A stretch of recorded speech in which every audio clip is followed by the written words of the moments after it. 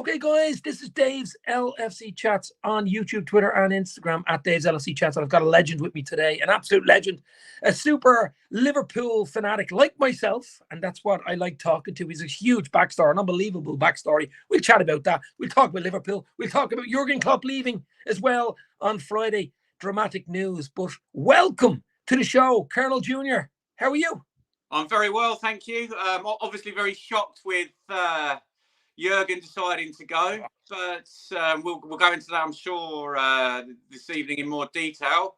But hello, good evening to everybody. Good evening to yourself. And yeah, it's a pleasure to be on your podcast. And there's nothing more I enjoy than talking about the mighty Liverpool FC. Yeah, do you know what? You're absolutely right. We're going to talk about the Reds. Obviously, we both love the team. It's running through our veins. We're going to talk about your backstory, which is unbelievable. If anybody doesn't know, I only really looked into it recently when you followed me on Twitter and said, oh my God, I got to get him on the podcast. This guy is just a fairy tale, a Hollywood movie in the making type podcast. So if you want to fill in the people who don't know who you are, Colonel Jr. Simon Edwards, just a quick backstory on how all this started when you were a kid growing up. Absolutely. So my love for Liverpool started from the age of 5. I was, for those people who don't know, I was adopted. I was brought up in a town called Hitchin in Hertfordshire. And my adopted father, God bless him, used to take me to go and watch Luton and Tottenham because they were the nearest. It was about the Premier Division teams back then. And the first game I saw was on the plastic pitch in 1986, Luton v Liverpool. And for some reason, I supported Liverpool. I couldn't explain it then. Liverpool lost 4-1. Bruce Grobbelaar was in goal that day. Mike Newell got a hat-trick. We had the likes of Grobbelaar, Mulby, Craig Johnson, Ian Rush. What a team. What a team. We later went on that season. We won the FA Cup 3-1 at Wembley. And yeah, Luton had no away fans. So I think I was the only Liverpool fan in the ground at the age of 6. But that's when they weren't allowed away fans. Yeah. As I said, I was adopted. I grew up a Premier Liverpool season ticket holder, living down in the south. Couldn't ever explain my love for Liverpool, but it was always in my heart.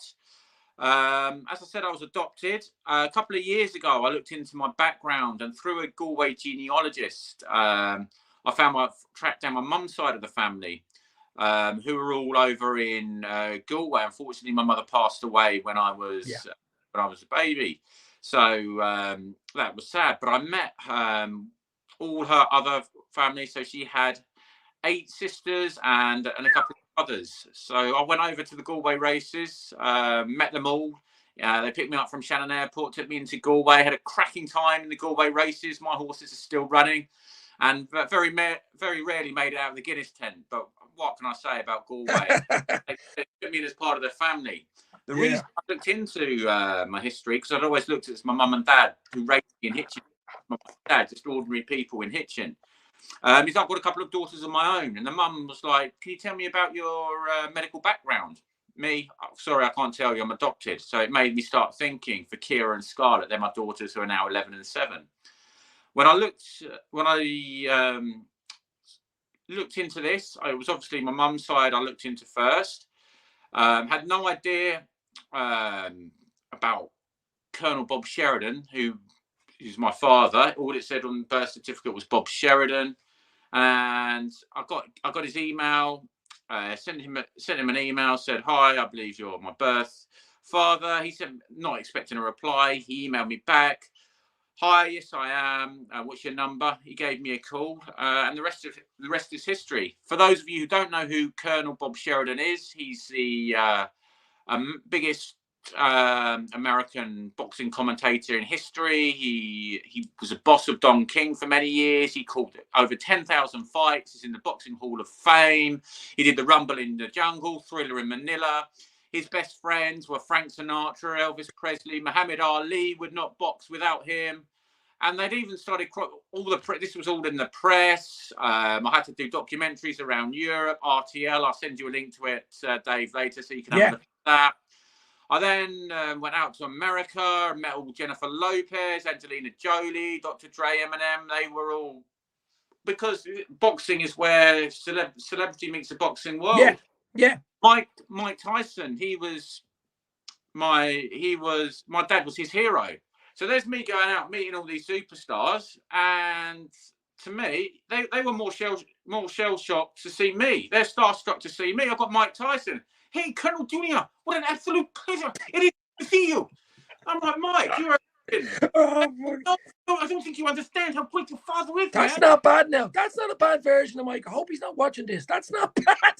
And it was almost surreal kind of thing. Jennifer Lopez. Hey, she was lovely. She was like, Colonel Junior, would you like to come for a green tea? I said, Jennifer Lopez, absolutely not. I'm in Vegas. I want to go to the casino and have a beer and do some gambling. Want to go to an Irish bar, baby? I think, and it was things like that. Angelina Jolie, they were friends of Colonel Bob Sheridan, my father, and they were just blown up by the story. Hollywood Magazine, Too Fab, the #1 story at the time, this was a couple of years ago, was Prince Harry and Meghan Markle. In came Colonel Junior into Hollywood, and that's blown off the chart. You mentioned Eminem, Marshall Mathers. Yeah, he loves his boxing, and that's this Dr. Dre. Dr. Dre is a massive Liverpool fan, for those who don't know.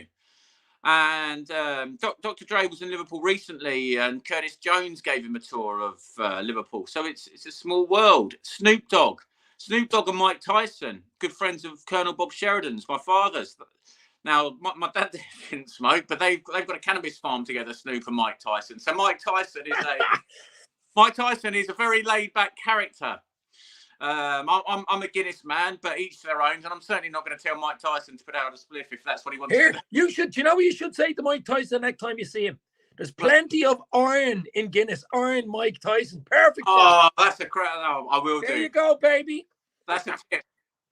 So, yeah, that was all in a nutshell. The papers, obviously, in England got wind of it. There was documentaries in Germany. And that's basically pretty much it. You're a normal guy like me. You're going along. You're working as a steward in Hitchin, and you're doing this, you're doing that. You've 2 daughters. You're working away. Normal life, let's say. To me, it looks like almost like a Euro Millions win or some sort of a thing going. Like a dream, a book, a movie. You see it in the movie, see it in dreams. It happens rare in the world, maybe a few times every decade or every century. This type of thing happens, and when it happens, you go, "That's not real. That's bullshit." You know that doesn't happen in real life. You know what I mean? Did you when it happened and you got in touch with your dad and he found out who you were and all? Was it a sort of a surrealism type of thing, or what's going on here? So for me, it was going into a celebrity world from a normal world, where I don't look at these people as celebrities. I look at everyone the same. So, celebrity, the best way I can explain it, because I don't see myself as a celebrity. It was the Colonel Bob Sheridan who's done all the hard work and made himself huge, absolutely huge, bigger than I ever thought it is. We're all the same. It's just something the press whip up to have this celebrity culture. So, but all these celebrities are exactly the same as me and you. We all bleed the same blood. We all get up in the morning. We all have a cup of tea. We all do what we do. The only difference is their job is acting or singing, or they're very good at sport. And I don't see any difference. So being around all these people I wasn't starstruck at all. If anything, they were more starstruck about me. To Colonel Bob Sheridan, it's just a shame, really, isn't it? That you weren't related to Stephen Gerrard, because Stephen Gerrard and Ian Rush were my heroes growing up, and then now they're impressed. But I mean, look, the other thing is your dad sadly passed away. I think it was last September, was it? Yeah, it was last September. But and how many times did you get over to meet him and stuff? Where was it, in California or? Yeah, he lived in Vegas, so I got a couple of times, and yeah, we were just like for like, basically, and we just picked up like we'd never been apart, really. All we really talked about really was sport. He was sports mad. Obviously, Liverpool's my massive passion, but I love all sports. Obviously, boxing, cricket, rugby, snooker, pool, Olympic tennis. my love of life is obviously my family, but also Liverpool Football Club, and apart from that, is sport and music. They are what I love. I love bands like the Beatles, Oasis, all of that. But any genre of music, I love. I love listening to the words, the lyrics, and that's another thing about Liverpool Football Club. I just like to say how good the Liverpool fans are, and this is something we don't get enough credit for. All the songs the Liverpool fans have made up over the years is special. The words, it's just amazing. Jamie Webster's doing a great job. A big shout out to him and his Boss Nights. But the wit and the cop as well, from just growing up, just going there, and the actual banter on the terrace. There's nothing like Scouse wit, and it's brilliant. Very similar to Irish sense of humour. Well, Ireland, Dublin, Liverpool, like obviously are like sister port cities through history and stuff like that. A lot of Irish moved during the famine to Liverpool, as you'll know, with all the names and surnames, you know, Kelly and O'Brien and all these names, as you know. But I mean, like, yeah, Liverpool and Scouse humour, Dublin Scouse, it's similar, you know, similar sort of humour type of thing, similar acting, the crack and a bit of fun and a few beers, and that's what it's all about type of thing, isn't it? Absolutely. And my favourite people in the world have always been the Irish and the Scouse people. And coming from London, that's unheard of. People have a different opinion to what I have. So there's me going around London and the London area telling everyone how wonderful Irish people are and how they're Scouse people. And obviously it doesn't go down too well, but I don't care because I speak from the heart. And I'd just like to apologise to absolutely nobody for offending the whole of London. Especially Spurs and Arsenal fans, it's okay. Do you know what it is as well? You do a lot of travelling. I do see you on Twitter and you'd be here, there and everywhere. You love travelling, do you? I love travelling, and it's brilliant. Going around, meeting new people, seeing different cultures, different experiences. And that's the best way of learning. How I've learned in life is not through reading books, but through my own experiences, meeting people, meeting characters. Yeah. You know, I've been all over the world. There's not a continent or a country I've not been. I've lived in places like the Philippines because I worked in a call centre there and I was a director for an Australian call centre during the COVID times. Wow. Philippines, lawless, but I loved it living in the heart of there. It was crazy. I'd say it was crazy. It's about that. I'll save that for another time. I've been all through South America. And me being an adventurous kind of a guy, I wouldn't think twice about going into a favela in Brazil. I did. I walked into favelas in Rio, armed only with a football. I love football, and the Brazilian guys. Yeah, I know it's not the safest place in the world. As long as you show respect. I didn't go there flashing anything. I went in there with no money, no jewelry, anything. Just the football. Had a kick along. I had enough money just to get along, yeah. Yeah, and I had no trouble at all. Obviously, you could find trouble. If I went in there giving it the big I am kind of thing, I didn't tell anyone who I am. Just went in there with a football, a little bit of money to buy little things off the locals, and that's my method of travelling. Just do, as they say, do what they do in Rome. Yeah, no, it is. I think you were saying to me earlier on, could be a film in the works. Is there for your life story or a book? Yeah, there's a film coming out. It's about the Colonel Bob Sheridan. It's called The Eagle Has Landed. They're making that at the moment. I'll send you a link to that. And his agent, I'll have to get his agent on. Uncle Paulie, his name is. He's very very well known in the boxing industry. And he's got a book come out. He had all the rights to Colonel Bob Sheridan. Him and his brother, plus a few other people, have got the book, The Colonel's Life Story, coming out. But I'll give you more details on that. Wow. I haven't spoken to Uncle Paulie recently, but he would be fantastic to get on. He's a character, and he's another one who's travelled the world, and meeting him. It's amazing. He's another legend. Do you know what it is? The reason I do these podcasts, I'm doing it now about 5 years. I love meeting people like you, Liverpool fans, mostly, not all the time, have something in common. So I have something in common with you, and that's Liverpool. See what I mean? We're both Liverpool fans. So it's like meeting someone in a pub. You stand at the bar, someone comes in, you're having a beer, your man stands beside you, a football jersey or something. There's the commonality straight away. There's a connection. You know what I mean? Absolutely. You can chat. That's what I like. That's why I like doing it. Oh, that's brilliant, and that's exactly what I love as well. And that's the beauty of traveling as well. It's a pleasure to be on your podcast today. But just going into a bar, I go into a bar as long as it's got sport on. If it's got a pool or darts table and it's got a live band, I jam with anybody. I'll sing with anybody in a pub. You might have to put your earplugs in, and I'll always. I've heard one of your songs. I've heard one or two here. Jurgen is a red. I think I seen you singing. I don't know whether it was in a church or something. I don't know where you were around Christmas time. That was a bit of a laugh. It was just a quick. It was a quick rendition of "We're on top of the league, looking down on the city, and the only explanation I can find it's the form that we found since Jurgen's been around, since we've been on top of the league," something along those lines. Okay. So what do you do now with yourself? Do you have you set yourself up? Have you got a company, or do you work or just travel around? What do you do? So at the moment, I'm traveling around at the moment, but I've got a call center. It's an Australian call center, and that's based out in the Philippines.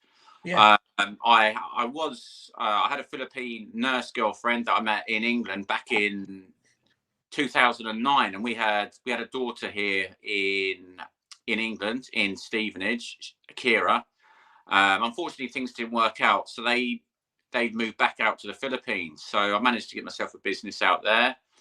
I'm now engaged. I don't know if you've seen. I've got to a Brazilian lady. Yeah, seen that. So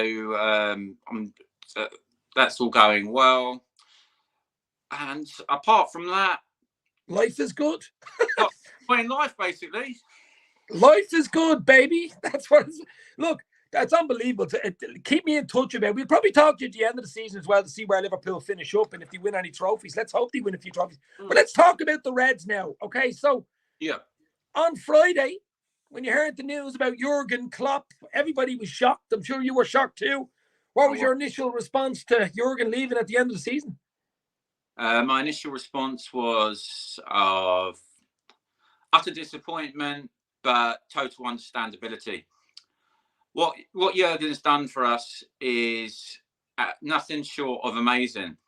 And he said he's run out of energy. And if he says he's run out of energy, I believe him. But I also think there could be some underlying health factors which may come out later. And I also, this is a sore subject. I know Jose Enrique mentioned it, but a lot of people I discuss have not been happy with FSG regarding the financial backing for players in the transfer market. Now, if you do look closely at that, our net spend is not that great. Let's be honest. Since Klopp's come in, and Klopp hasn't always got the players he's wanted. And you've got to ask why. FSG, are they a business model or are they Liverpool fans? And at the end of the day, they're a business with other sporting institutions as well. The Red Sox and stuff like that. Exactly. So, and they all say the same thing. I've spoken to fans there, and first of all, they've done a decent job. Remember where we were with Gillette and Hicks? I remember being outside court in London, actually, about them, and thank God they're out of the club.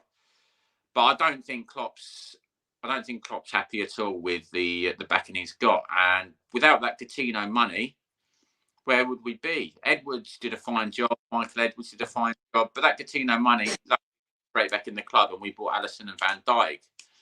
But it basically has got to the point where we've got to sell to buy. And I think as Liverpool Football Club, we deserve better than that. And no further than the owners. And I think that's taken its toll with Klopp. Remember where we were a year ago? This time last year, we were struggling. And I think that was a season where Klopp decided that enough is enough. He didn't get the support we needed. We don't have the financial backing. If you even look at a club like Luton, they've even spent more money than us, and they're bankrupt. Why? We're Liverpool Football Club. We're one of the biggest football clubs in the world. To me, we're the biggest football club in the world, and we can't compete in the transfer market. If it wasn't for Klopp, I dread to think where we would be. That is just how remarkable he's done. And look at the squad he inherited.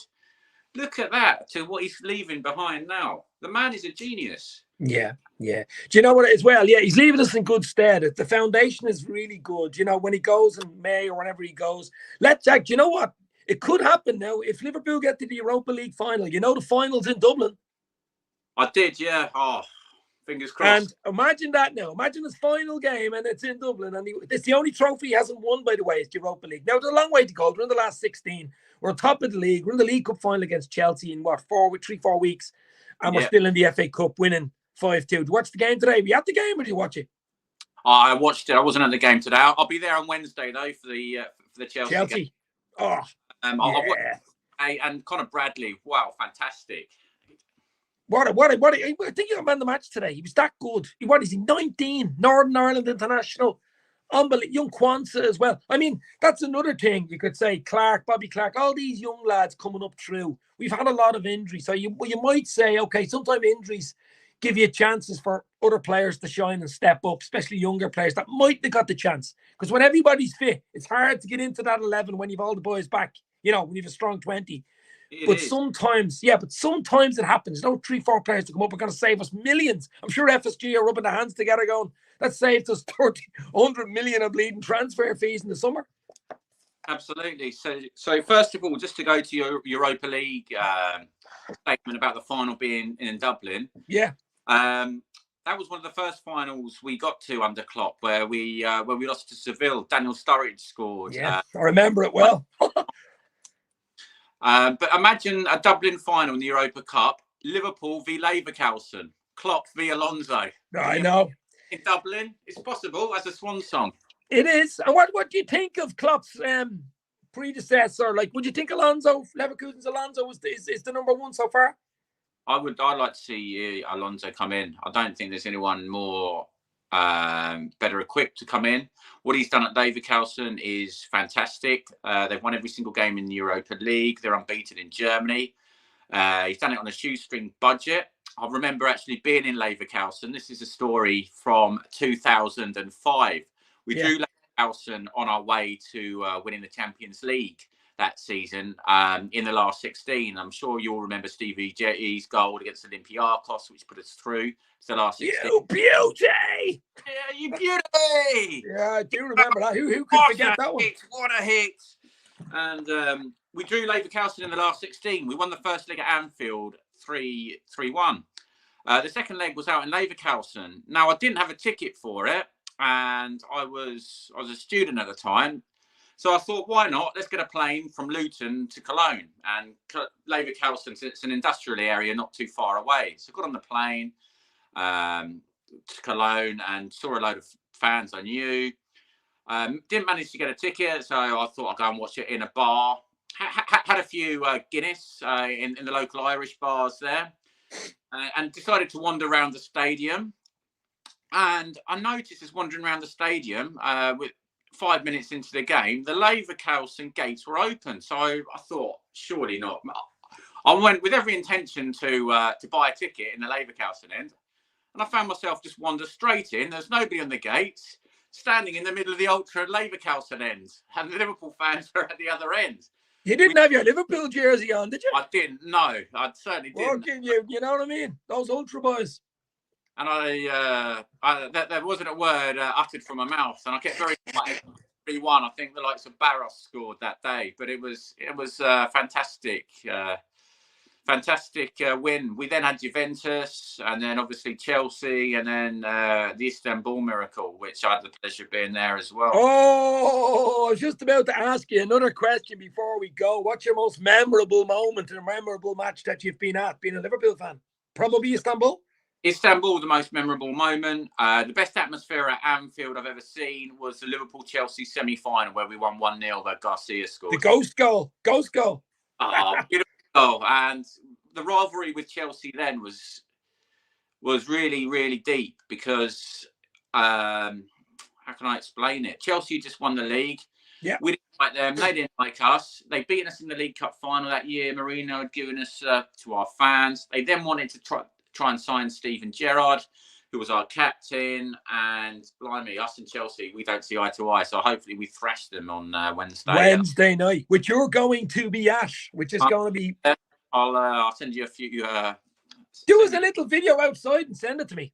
Yeah, no worries. I will do. Absolutely. Absolutely. I'll keep you in the loop. Yeah. But listen, great chatting to you. We get you on again. I mean, yeah, you have me linked now, so there's no problem. But I mean, it's been an absolute pleasure. Good luck to yourself and your family going forward. Hope to meet you for a beer sometime in Dublin, maybe even in Liverpool. Who knows? But absolutely. I'm always up for a Guinness or two. Or 10. Colonel Jr., Simon Edwards in the house. The film's to come out soon on the red carpet. You'll be walking up that red carpet with a red jersey on. Both will be super good.